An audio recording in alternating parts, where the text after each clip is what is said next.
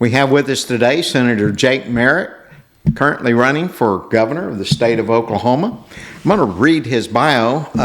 Aya's not here today, so forgive me for not being slick like she is. Jake Merrick is a devoted Christian husband, father, and former state senator, committed to standing on principle, not politics. That's a big part of your campaign thing. As a seminary graduate, college professor, business owner, and former pastor, Jake brings a unique perspective and principled leadership to Oklahoma politics. As a local radio talk show host of the Jake Merrick Show and the Jake for the State podcast, Jake is committed to talking about issues that directly impact Oklahoma families and businesses. Jake, I've been on your show a couple of times. You had a huge listening audience on that show. But now you're running for governor, so you have this issue here about principle over politics. Yes. And I need to introduce over here on my far right, Bob Donahue, and I'm Charlie Meadows. Aya can't be with us today. She lost her mother recently, so she won't be here today or Wednesday. And but anyway, Jake, why don't you talk to us a little bit about what you hope to accomplish. And I've seen your speaking schedule for this month. Man, you are one busy dude. It's you packed. are moving around. It's so packed. Go ahead and tell us about your ideas. Well, thank you, Charlie, and thank you, Bob, for having me. And definitely our prayers go out to Aya for her family. Miss her. But, you know, I was just telling Bob earlier, like, what a day coming off of Easter. You know, remembering the resurrection and the hope of eternal life. And so just prayers for Aya and her family. But yeah, that's also the foundation of my life, and the foundation of everything I do is it's rooted and grounded in Christ. It's rooted and grounded in truth, in the Word of God. And when it comes to the political realm, to the foundation of the Constitution, our founding documents. And that's what I mean by principle. Is we return back to those agreed upon documents and principles that we as a society have said we will base our society on and our laws on. And we've drifted so far from that, and this political machine has become something else that's reserved for elites, reserved for big money, and it's become so complicated that the average man feels like they have to have a doctorate degree to even begin having a conversation with a politician, and that's a shame. That we should never be that way. When you look at the qualifications to run for Congress, it's, are you a citizen of the United States and 25 years old? You know, pretty basic. And of course, when they laid out those requirements, that was when, you know, you had kids graduating high school learning 3 languages. And you had individuals like Thomas Jefferson in his 20s writing the Declaration of Independence and laying the framework for the greatest nation on earth. So I believe in holding our youth and our young people up to a higher standard than we historically have in the last 100 years. But returning back to these fundamentals is so critical. So I've just determined this is the only way I'm going to live. It's the only way I'm going to run for office is based on these principles. And when people elect me, they'll know who I am. They'll know who they voted for. And I will not be obligated to any other influence. Big money, lobbyists, special interest groups. I've said from the beginning, I'm only taking donations from people across Oklahoma so that I'll only be obligated to them. And I'll have their interest at front of mind when I'm sitting in that seat. So this is what I'm doing. I'm challenging the machine, and had a taste of that when I was in the Senate. I had a chance to go up there and also learn the system, learn the legislature and the process of bill making and law making, but then also learned the forces that come against you when you take a principled stand. Yeah. And so it hasn't changed much here. I expect that it will only increase from this point on as I think more and more people are seeing that I am a legitimate contender, even though I don't have the millions that the other opponents have. But nonetheless, the message is resonating with the people, and our support is growing every day. I would say you're probably working as hard or harder than any of them. And but it is going to be a very difficult road. Yeah. without the money to be on TV and maybe do a couple of mass mail outs. A statewide mail out is exceedingly expensive. It is. It is. But why don't we talk about one of the issues that I think is very interesting on the minds and hearts of people, and certainly I believe you're in this position. Former Senator Mazie is promoting elimination of property taxes. Right. And I think you're in that position too. Would you explain exactly what your position is on that? I think I was actually the first candidate. I may be wrong, but I think I was the first one to come out with this position of ending property tax. And of course, I was watching and listening to what was happening across the nation. And of course, DeSantis Florida. coming out very strong and to end property tax. Well, at least the homestead portion of property tax. And so, the more people hear this message of, can you actually own your property without the threat of losing it because you can't pay the taxes? Right. This is true ownership. And the idea that you have the possibility of losing it because you can't pay taxes means you're only renting from the government. I think that's a true statement. And when, again, applying the principle over politics approach, I believe that's unjust, that you could pay off your property and own it on paper, yet you could lose it if you can't pay the taxes. It means you don't own it. Yeah. So I believe that we must get to true property ownership, where you're able to keep it on your property, then pass it down to your children and grandchildren, and have a legacy and create generational wealth that way. But whenever property is being lost to the government, it's just robbing generations of that opportunity. So you start there. That's the just approach. And then the immediate follow-up question is, how do you make up the gap? That goes to the counties to pay for public schools and these essential services. Usually when I'm speaking across the state to GOP groups, to conservative, like-minded groups, and I talk about ending property tax, 99% of the people in the room celebrate it. They're like, amen. There's a few who don't. Usually the county commissioners and the county assessors. And it's understandable. Because that's their day-to-day. That's where they get their budget from. Completely understand that. We have to make up that gap. And I think it's possible right now. There's been a lot of propositions. You have State Question 843 that's being put forth. I'm not sure exactly where that's at in the process, but I believe they're moving towards collecting signatures. It's one proposed by former Representative Mike Reynolds. Yes. And the goal there is to end the homestead portion of property tax. For everyone, regardless of age. That's right. And not just seniors, not just veterans. If we're talking about principle, this must be applied to everyone. Let me ask you this, because the current issue of the Oklahoma Constitution, my article is about this effort to remove property taxes. And so the one you just mentioned, for everyone, I think they need like 92,000 signatures. And I believe they can get those 92,000. I don't think it stands a chance in Hades of passing, because every teacher, every administrator, and every person that loves their government schools will vote against that. Right. Then this is a former county commissioner. Right. Yes. Well, actually, schools and their budget. So let me say this: the counties don't have the problems that the schools do, because the counties can do a sales tax if they need one, and they only get 10% of the property tax anyway. And so the counties aren't going to be as much opposition to you as the as the education industry. That's what I like to call it. It's about power and wealth and reshaping America more than it is educating our children. That's another subject, and we'll be talking about that one of these days. But now, so Mazie's is veterans and seniors. I don't know if he's defined seniors.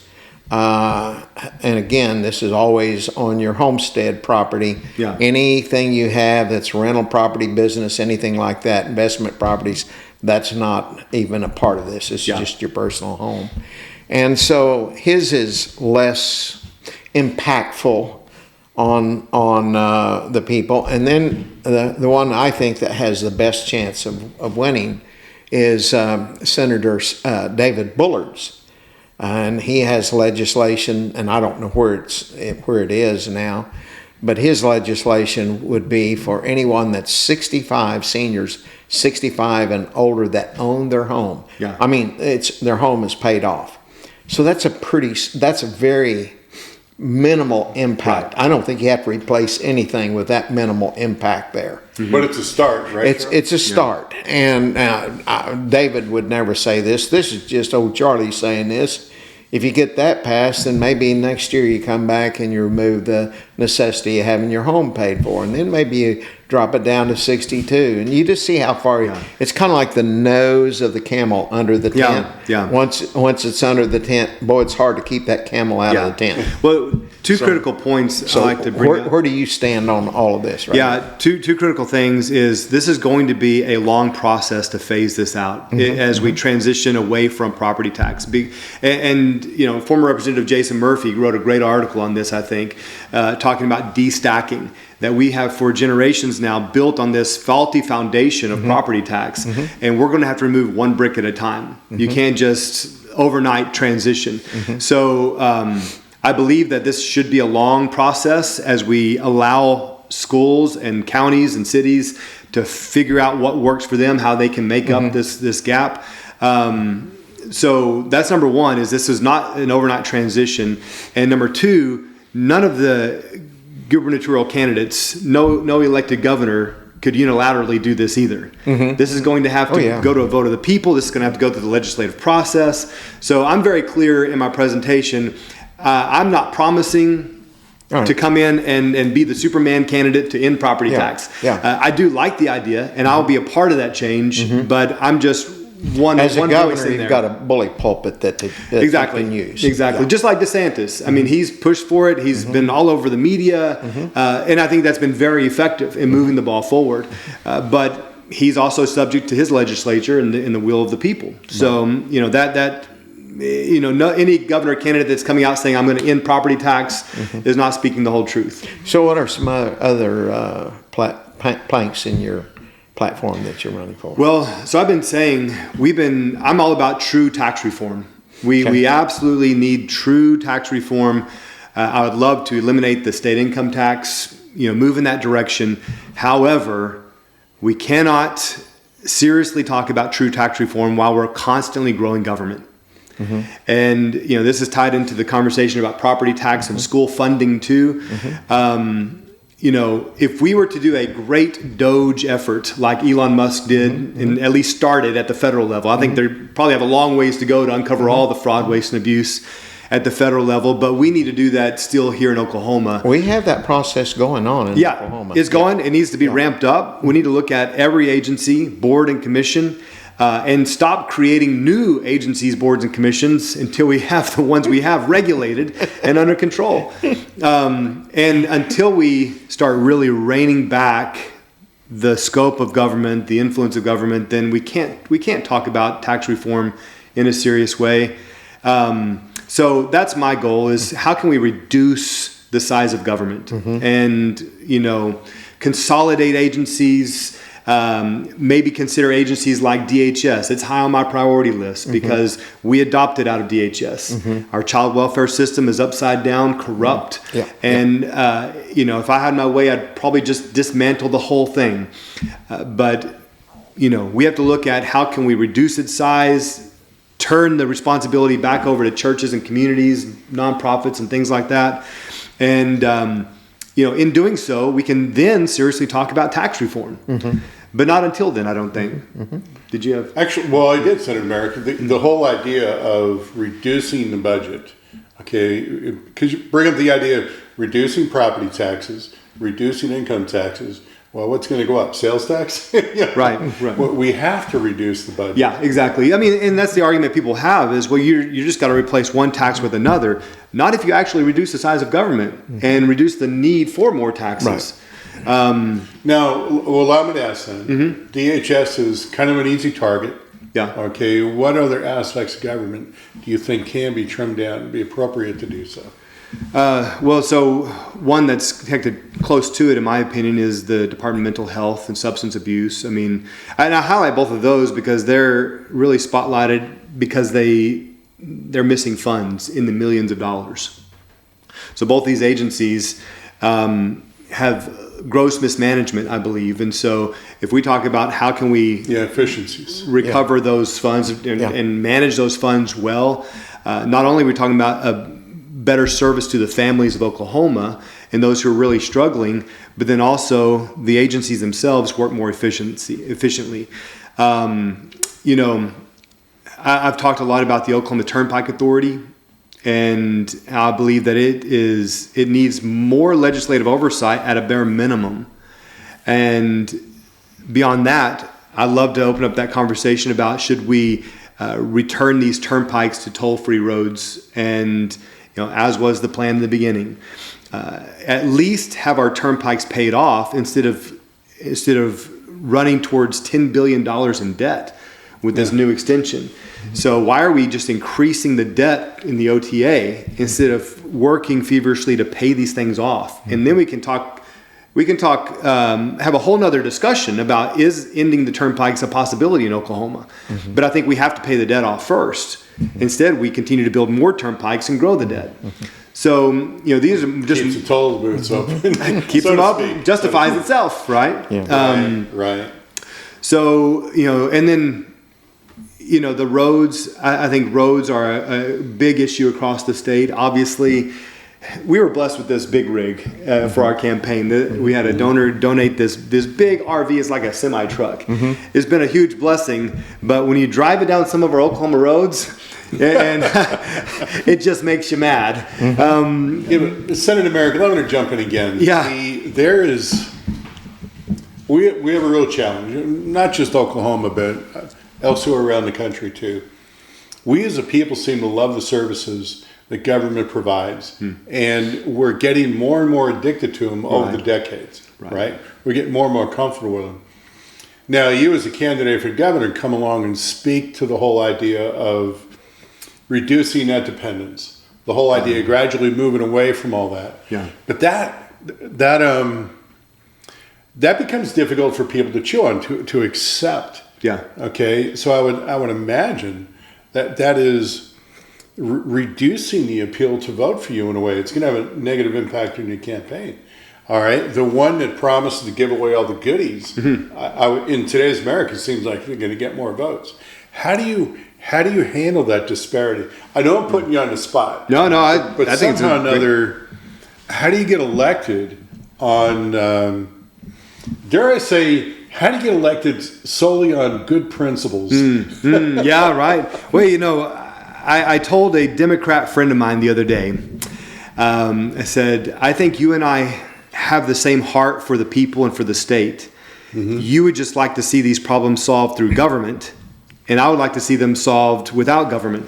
Yes. And that was the big distinguishing marker between him as a Democrat who believed in big government and government providing all of these solutions and services to the people, and the conservative side saying, no, we want minimal government and let us decide our own fate. Let us exercise the free market and individual sovereignty and school choice and parental authority, all these things. As conservatives, that's what we believe. And so really, I'm just going back to the heart of what a conservative is. And that message about being addicted to the services of government, that's the Democrats' message. And so I think, if anything, it highlights... They want to expand it continually. Oh, yes. Always. Never ending. So if we hear this message coming from those with an R beside their name, you got to ask, are you truly a conservative? Yeah. And I think that's our big problem in Oklahoma, are those that have the R but are promising more and more services from the government to meet more of your needs. I say, I don't think you're truly a conservative. Okay, all right. Allow me to ask a loaded question. Yeah. But it's a question that will get asked to conservatives all the time. Senator Merrick, what about the poor? Don't you care about the poor? It's a loaded question, I know. No, please address it. Absolutely. And there's a role for the government and there's a role for the church. And the church's clear mandate is to care for the poor, the widow and the orphan. And that, I believe, has been abdicated. The church has abdicated their responsibility and turned that over to the government. And now we have the growth of services like welfare, like the DHS services and all these things where they're stepping in to fill the gap where the church should have been there all along. I use the example of healthcare. I said, where do you think the hospitals came from? The Baptist hospital, the Methodist hospital, the Catholic hospital. Yeah. Like there's a clue there. Presbyterian, yeah. The church started these hospitals, and then they welcomed the government in, and then the church backed out. And now we have this big government machine. We still may have Baptist hospital, but the Baptists aren't anywhere around. And so we need to get the church back into healthcare, back into child welfare, and get the government out of it. And I think that we're going to have a better free market. We're going to have higher quality services and lower prices. Biblically, it's the family's responsibility first. Right. And then the church steps in if the family's not capable of doing that. I'll share with you after this program today an article I have out of the New American Magazine that's put out by the John Birch Society. And it was a story about a city in Florida, and the city councilman, I believe, if I'm not mistaken, it might have been mayor, had each year they looked for ways to cut the budget.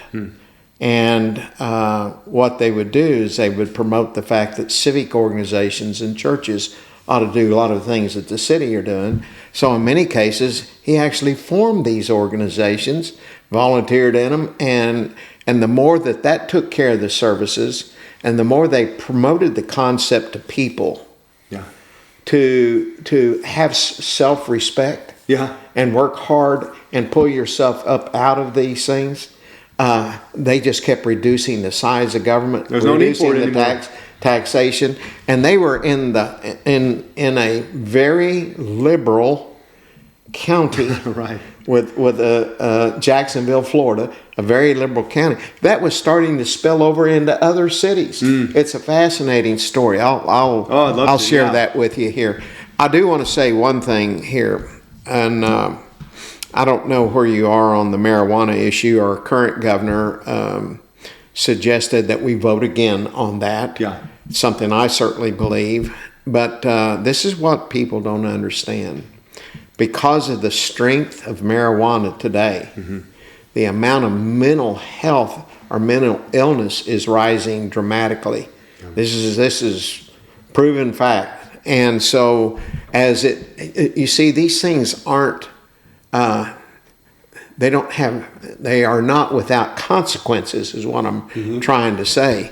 And so we're spending more and more money on mental health, and part of that reason is we've legalized marijuana, quote unquote medical marijuana, in Oklahoma, and as people are participating in that, it's creating some schizophrenia, really serious mental problems. And whole society has to pay for that. I mean, so the abuse of anything, the abuse of food is going to lead to increased diabetes and heart disease and increase the healthcare costs. And so you can abuse a good thing, and I'm not calling marijuana a good thing, although I do think it does have benefit. And I use this example. Right. My wife has a complex health issue, and her heart is flipped on the right side of her body, and she's got all kinds of complexities in her anatomy, and she for a time was dealing with severe pain, and was prescribed a list of narcotics from her doctor to deal with this pain. It was not providing relief. In fact, it was exacerbating some of the symptoms. And there was one day where she was literally curled up on the floor in pain, and had taken her narcotics. Nothing was touching it. And I called a friend, and he said, "Hey, come get this. I have something for her." It was some CBD oil. So we got some CBD oil. I brought it back to her. She put 2 drops under her tongue. And I went in to care for our kids and start dinner and stuff. And my wife comes walking around the corner 20 minutes later. Pain-free. And that was my first moment of like, wow, there's something behind this. But there's no hallucinogenic. There was no THC or anything in there. Right. And so, but that was my first saying, okay, there is actual legitimate benefit to this. And then we've started, exploring that more as far as sleep, and talk to veterans and how they may use it for depression and things like that. I think there's a legitimate reason for it. It needs to be restricted to medicinal use. I do believe that. I think think it is widely abused. And probably be getting it through gummies, using it as opposed to smoking it, which is harmful to your lungs. Right. Is far better. And, and there's all kinds of ways to use it without the hallucinogen effects and with the THC and things like that. And so I would like to make sure we keep it here in Oklahoma to help benefit those who need it, but put the right regulations around it. I mean, you should have a true prescription from an actual doctor that you have a relationship with. It's entirely too easy, and we essentially have recreational marijuana still in Oklahoma. We do. Without the tax benefit, right, of collecting the taxes from it. So, my wife does not currently have her card because she no longer needs it. Right. Praise God for that. Yeah. But when she did have her card, she called the doctor. Before she even finished explaining her symptoms, they had already said, okay, we'll give you a card. It was entirely too easy. And it's massively abused. So we need more regulations there, I believe. But I'd like to keep it here in Oklahoma. We need to shut down the illegal grows, shut down the foreign interests. And of course, a big deal for me is the kratom and the other synthetics that are being sold openly in our gas stations. They're some of the most harmful, very potent, all synthetic, highly addictive, and it's sold openly in our gas stations. So that has to stop. Now, here's another question I have. Besides revoting on the medical marijuana, our governor wants to vote again on the expansion of Medicare. Now, to try to make a long story short, at first that had a very large had very large numbers on the petition to get it on the ballot, and had at one point in time a 68% approval rate. By the time the vote came, it passed by less than 1%. Yeah. And I can tell you that Jonathan Small of the Oklahoma Council of Public Affairs, the president of that, he was setting on about $4 million. But he was not going to spend a penny of it until the governor made his mind up whether he was going to oppose it or not. So 11, 12 days out, the governor makes his mind up to oppose it, and then Jonathan started spending that money. And like I say, it passed by less than 1%. Unfortunately, there were so many absentee ballots in that didn't hear the advertising. It would have probably failed then. Yeah. And so he's wanting us to vote on it again. And in the legislature right now, what they're trying to do is move it out of it being a constitutional issue into just a legislative issue, so that it could be altered or something. But we can't afford it. We cannot afford this as long as it is mandated. And, it was basically sooner care. Yeah. Well, women and infants or children, they were already receiving Medicaid, basically. And so this was to bring men in, many of them able-bodied men in, to that same thing. And it was, but it really needs to, that part of it needs to be repealed. Well, just what we're talking about. I mean, more and more services of the government, your health care paid for by the government, more socialism.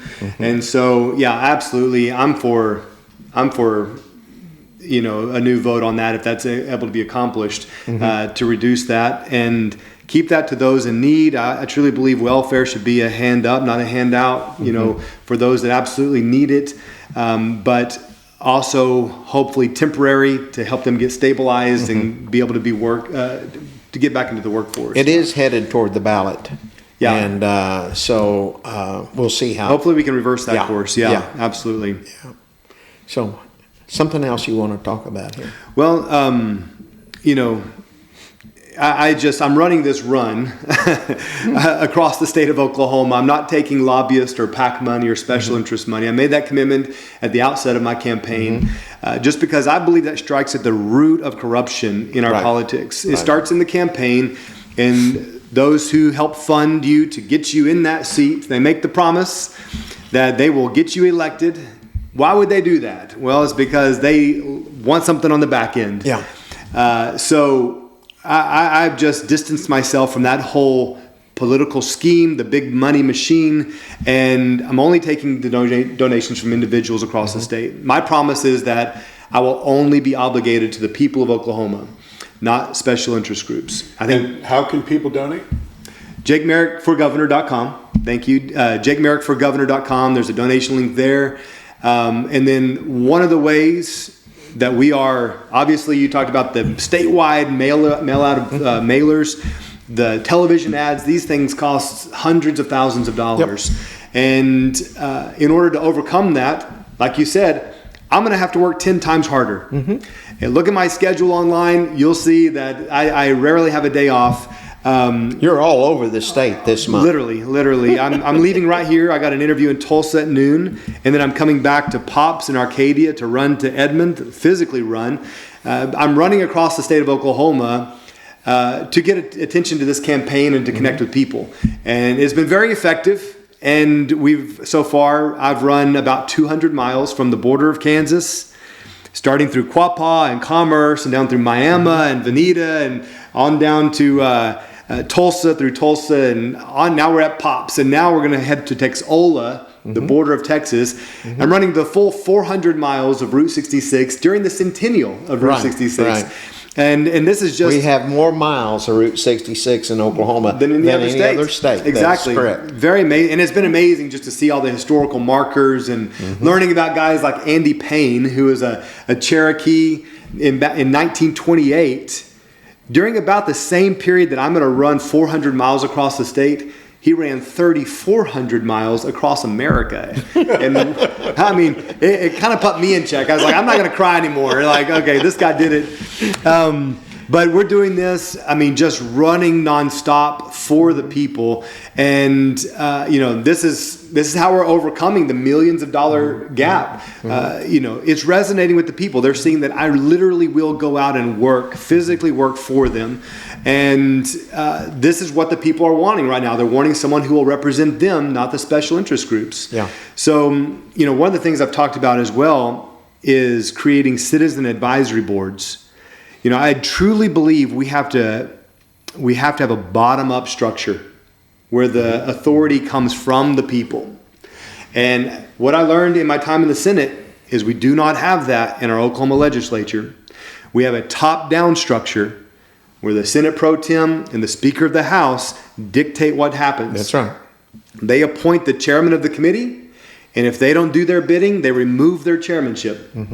And so that chairmanship is always used as leverage to make sure that one man at the top gets his way. And if any senator or any representative fails to comply or becomes an independent thinker, God forbid, then they will be shut down. They'll be blacklisted. If they have their name on a bill, it will go nowhere. Former State Representative Charles Key is in process of circulating a petition to break that. Kind of a 3-bill minimum, power. Right? He wants to at least. I think that's a great we start. will have him on at some point in time here. May not be until after these elections are over. But I do want to ask you another question here. You brought up the tribal member here a minute ago. Yes. And so I can tell you 25 or 30 years ago, the tribes had absolutely no power in Oklahoma at all. And first article I wrote on this was, is it time for another cowboy and Indian war? First paragraph, I said, I don't mean with guns and bullets and bows and arrows, but we're hearing this issue of tribal sovereignty talked about. And I don't know what they mean by that. So we need to sit down and, people cannot imagine how they were politically nothing in the state of Oklahoma 25 years ago or more. And so we had programs at Oak Pack on this, and about 2-3 years later, I wrote another one after a lot of research on this, called Solving the Indian Problem. I won't go into it, but other than this, I had determined through these meetings that the tribes had declared war upon the state of Oklahoma for the control of the state. And then along comes the casinos, which just empowers them with wealth you can't believe. And then the worst thing that's ever happened as far as tribal relationships is the McGirt decision that came down. And that was initially supposed to be just on criminal issues. Well, God only knows how far it's going to go, and the tribes are pushing the boundaries of it all the time. It probably Elon Musk decided he was really seriously looking at Tulsa, but he decided to put his new manufacturing plant in Austin, Texas, because all of Tulsa is now in a tribal. It is in a reservation, and not knowing what would happen. And now you have tribal members who believe that because they live on reservation land, they work maybe for the tribe, they don't have to pay taxes to the state of Oklahoma. God only knows how this is going to go. And so do you have any thoughts on how to deal with the tribes? Governor Stitt, that's one of the good things that he's done. Even though he's an enrolled member of the Cherokee tribe, he has tried to thwart this warfare that's going on. And anyone with half a sense, when you think of it that way, you can see it going on in Oklahoma. It's very dangerous to our state, I believe. Do you have any thoughts on that? Well, I mean, I've always said, considering where we're at today, I'm eager to sit at the table with the tribal leaders and talk about a path forward that is mutually beneficial. We're wrapped up in a federal treaty, which really handcuffs the state to a certain degree. There's only so much we can do. So as long as we're forced into this, then we're going to have to sit down and get along. It's kind of like having that brother that you might not like, but it's like your family. You got to get along. And so, and not to say we don't like them. I mean, but the understanding the jurisdiction and the roles and the boundaries, that must be clearly defined. Honestly, I have an issue with the possibility of being pulled over by a tribal officer because they're technically a federal officer. I have a problem with that. And I think most Oklahomans would as well. It's like, no, I'm a Oklahoman citizen. I'm under the jurisdiction of Oklahoma, not a tribe. So those kinds of things need to be clarified. They've only been muddied with McGirt, like you said. Created more tension and more frustration. You know, we have to be... I think there is massive corruption in the tribes, and I believe there's massive corruption in the state of Oklahoma. It goes both ways. So we need, I think, strong compacts where we can work together, and then massive transparency as in any government. We need transparency in the state of Oklahoma. They need transparency, which means we need to be able to look at their books and say... Which right now you can't. You have to take their word if they, on the compacts. I mean, we're talking about education and funding for education, and are we getting what was agreed upon in this casino compact? We need to make sure that both ends are being held up. So that's where I'm at, is the idea of a sovereign nation within a sovereign nation only creates conflict and problems. But it is what we have. Unfortunately, it's not to say anything about the Indian people, the Native Americans. Honestly, I love their history, and I grieve the wrongs done to them. But this is where we're at. We're not talking about reparations. We're not talking about any of that. We're talking about how do we have a healthy relationship that could be mutually beneficial. As a point of interest, the tribes were not allowed to have reservations in Oklahoma because they confederated with the South during the Civil War. So their punishment is you can't have but Congress didn't spell it out legally. That's the only thing that opened the door to McGirt. But it was the best thing could have happened to tribal members in Oklahoma because they were our neighbors. They were our co-workers. So we went to church with them. And tribal members prospered in Oklahoma more than any other state. If you want to see where tribal members are in trouble, go to New Mexico and some of your states that have reservations. You have high unemployment, high alcoholism, drug use, early death, and things like that. And one thing, George Washington wanted to make sure that it was in our U.S. constitutions to recognize tribes' sovereign government and their land. Okay, they had land, they were sovereign over it, but he never intended for any federal tax dollars to go that. That's your nation. You run that nation. Right. If you want to be sovereign, you won't find any today that don't think that they aren't owed federal tax dollars. So things have gotten away on a lot of different issues. And here's Oklahoma, 39 federally recognized tribes. In fact, my solving the Indian problem, I basically said, my Bible tells me a house divided cannot stand. Right. And we have 39 sovereign nations continually pushing the boundary to see how far they can get along with that sovereignty. I agree. You know, it's created real problems. Something proposed to me at one of the meetings had to do with this idea of sovereignty, and I thought it was a legitimate point. You know, we in America, we're a sovereign nation, a member of this nation, and we can't jump the border to Canada and just vote in their elections. So voting consideration has to be put forth. If you're a sovereign nation, then you vote in your nation, but can you also be allowed to vote in Oklahoma? They're dual citizens. Right. The dual citizenship. Yeah. I think we have to look at that. I mean, you know, I'd love to read some of your articles on this. So here, it's not an easy answer. Here was my solution to it. And Dr. David Yeagley, one of the most brilliant intellects I've ever met, he was half Comanche and half white. Very good friend. We used to talk about these things all the time. My solution was, I don't think that this whole concept of tribal sovereignty is well suited for a 21st century society, as well as a house divided cannot stand. So my idea was, based upon blood quantum, for anyone that's a descendant of the people of their ancestors that signed on to the Dawes Rolls. Right. If your ancestors didn't sign on to the Dawes Rolls, you have no benefits. Okay, you can be.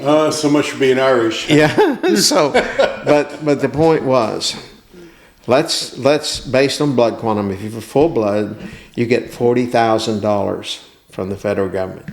If you're half, you get 20. If you're a quarter, you get 10. If you're an eighth, you get 5, and everything below an eighth, you get $5,000. Okay. Then all the current tribal properties that are out there. Is this annually or over a lifetime? No, lifetime. Just a one-time deal. Okay. And this is just a starting point. Right. Okay. And this is 20 some years ago that I came up with this.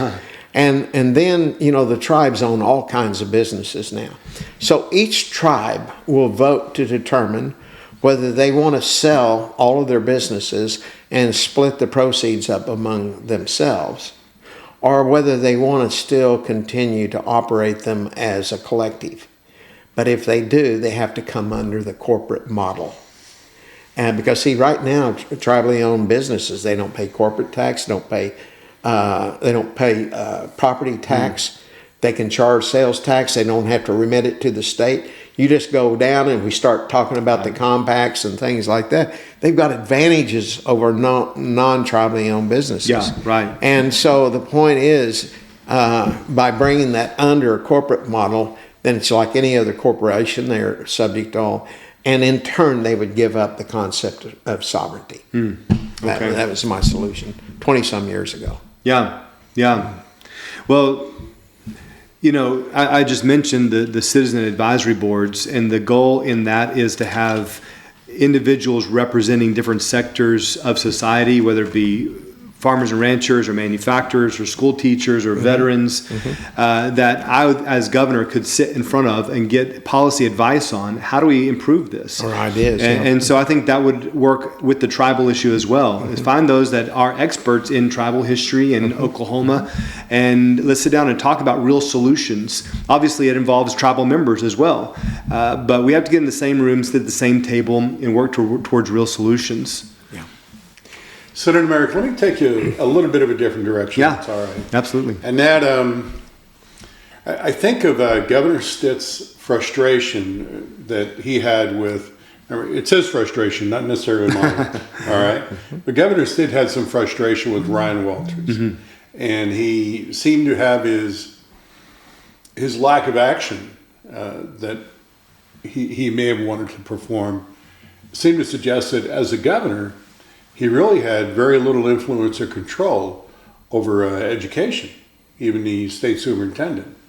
And I'm not sure he fully appreciated that. What do you think about that? Let's say you have an agency that you would view as wayward, something's not quite right, and you would want to be able to fix it. Now, what do you think is the appropriate way to go about that as governor? So it starts with the head. So if you're talking about general agencies like DHS, is appointment of the right person at the top who also has the same values and morals and standards, who also understands the bottom-up idea. We're serving the people. We are servants of the people, not dictators of these agencies or of the people. So I want to appoint the right people at the heads of these agencies across the board.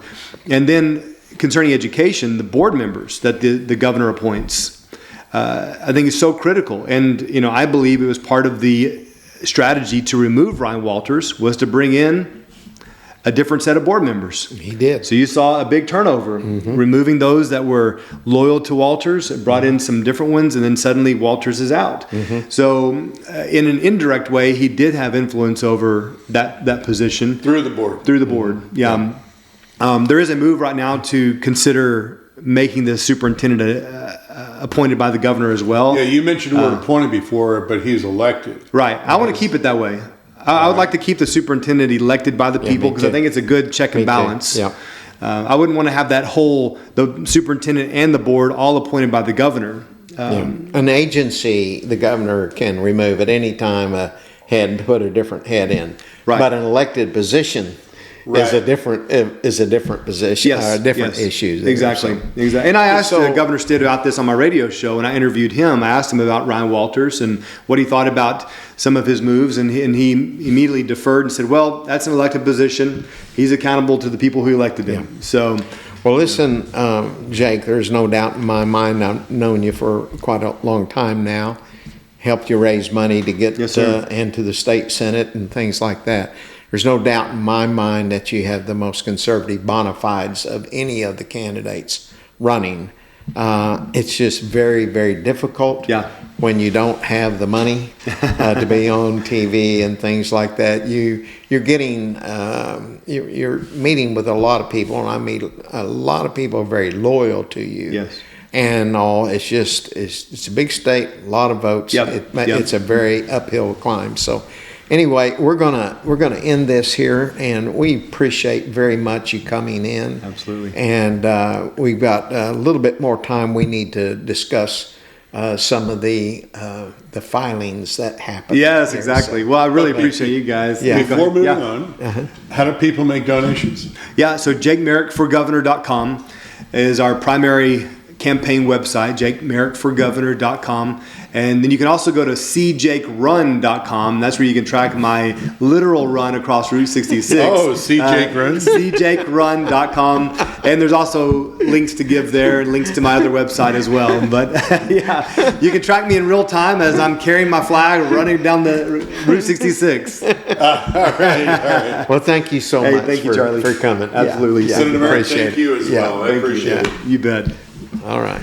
So, leave you guys to discuss leave us more? to do this here. Sounds and you good. can, because you need to get to Tulsa. Yeah, I'm going to head that